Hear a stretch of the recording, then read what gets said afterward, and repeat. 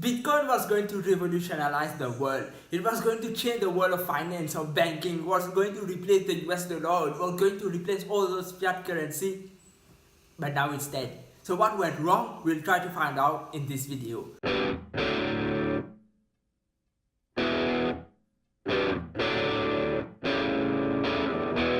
If you are new to this channel, please consider subscribing for one new video every day about the stock market, about investing, and about entrepreneurship in general.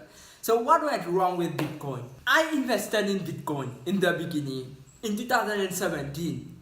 Early 2017, most people did not hear about Bitcoin yet. Nobody knew what Bitcoin was. I also invested in Ethereum, and less people of course knew about Ethereum. So why I invested in those two? First of all, it was because I saw the potential of the blockchain itself as a technology for the future. I saw the future of Bitcoin, of Ethereum, the blockchain. So I said, let me do a small investment. 5% of my portfolio, I knew that they were growing. I was saying that if I can get 20% return per year, that won't be bad. But I was getting 20% return per day. And of course, we all know what happened. There was this bubble which eventually crashed. I was able to buy Bitcoin at $900 and then sold at 19,000 US. But unfortunately, I was a little greedy and could not sell everything. I did not sell everything. And the bubble started crashing and then I sold. So I could have made more money. But I made 2,000% profits. It's good, but I could have made more. Even on Ethereum, I bought at 28 and sold at 750. So I made profit, but I could have made more. The first reason why it failed is not because of the government. It's not because of the big bank. It's because of those traders themselves, or people like you and me, those people who actually bought and traded Bitcoin and other cryptocurrencies. What we were doing is that we were causing volatility in this market. We were moving the price. Sometimes it was going 20% up. Nobody wants a currency which goes 20% up in one day. Even in 1 year, a currency moving by 20% is too much. Everybody wants stable currency.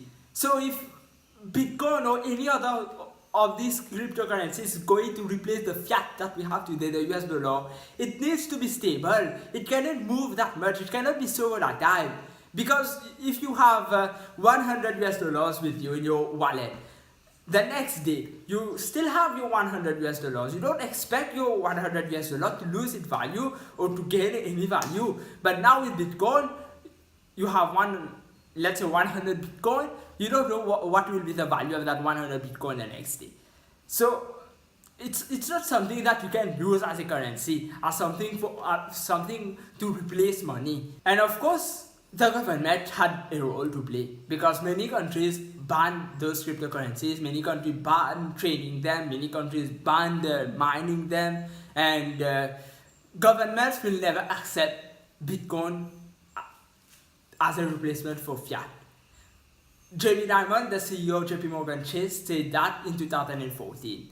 At that time, of course, less and less people knew about Bitcoin. He said that his bank is studying the blockchain, but for transferring US dollars, not for transferring Bitcoins or any of the others. Because no government would want a currency which it cannot control. In some way, this is good because we elect government. We pay nice taxes to them. And what Rousseau called the social contract, we have a contract with the government that we will give them some of our rights. And one of these rights, of course, is printing money, is controlling the money supply. You don't want random people on the internet to control the money supply.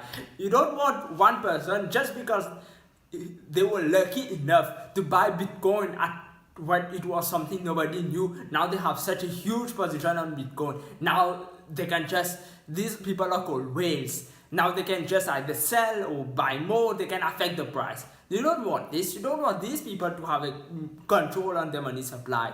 And another reason why it failed is because right now mining is no longer profitable. Most of these cryptocurrencies had to be mined, and to mine those cryptocurrencies, it gets harder and harder because first, when you mine, you get 1 Bitcoin. You mine such amount of data, you get 1 Bitcoin, and then it's in the algorithm itself.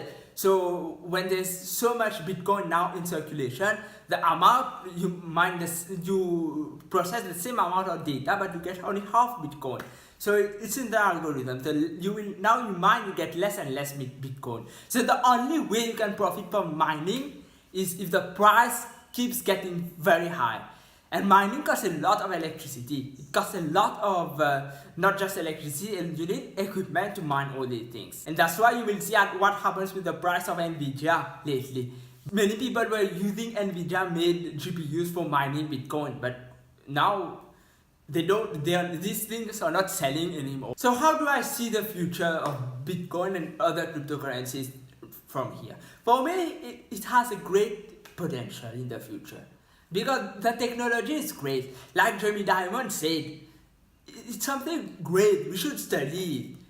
And also this is the reason I invested in this, for the technology, for the blockchain. But now we have cryptocurrencies without blockchain. So this thing, the cryptocurrency thing and the blockchain itself, the tokens, all this technology, it's important.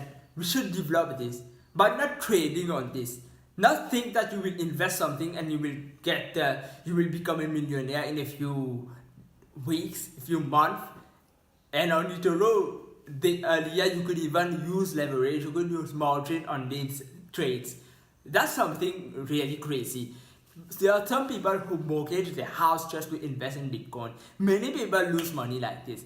This is something crazy. It's just like the dot-com bubble, but this time it's worse than the dot-com bubble. So let me just tell you why I want to compare with the dot-com bubble. Look at Amazon today, look at Microsoft today, look at Apple, look at all these companies, Oracle, those companies that survived the dot-com bubble.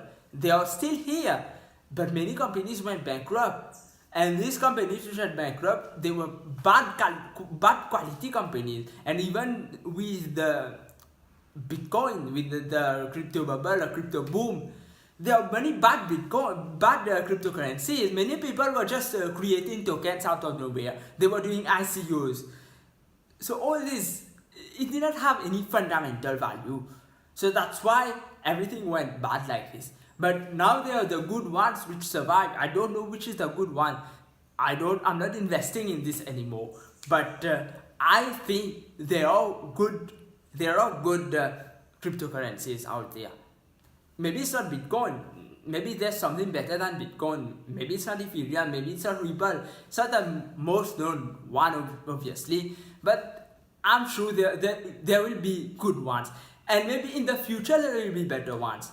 Because look at Facebook, look at Twitter. All these things are after the dot-com bubble. And these are great companies, great tech companies. So I believe that cryptocurrencies will have a very important role in our lives in the future.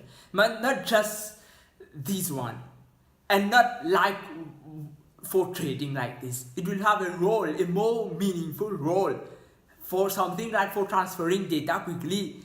For these, for example, with Ethereum, there is these contracts, these smart contracts. So this is something useful, but I don't see something for trading right now. It's not for trading anymore. Thank you for watching this video. Please like, subscribe and share. Subscribe for one new video every day about investing, about the stock market, about entrepreneurship. And let me know in the comments, what do you think about Bitcoin? Did you ever invest in Bitcoin? What do you think about the future of Bitcoin and of course of the other cryptocurrencies? Have a nice day and goodbye.